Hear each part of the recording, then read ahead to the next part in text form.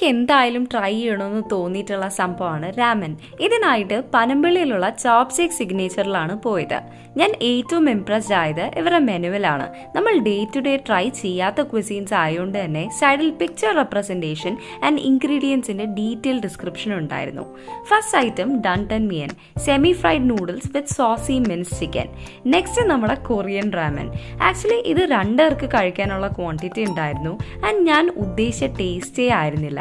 More spicy and less flavoured broth. എന്തായാലും ഒരിക്കൽ പോയി ട്രൈ ചെയ്യാൻ നല്ലതാണ്. അപ്പോൾ എൻ്റെ വീഡിയോസ് ഇഷ്ടപ്പെടുവാണെങ്കിൽ ചാനൽ ഒന്ന് സബ്സ്ക്രൈബ് ചെയ്ത് സപ്പോർട്ട് ചെയ്യാം.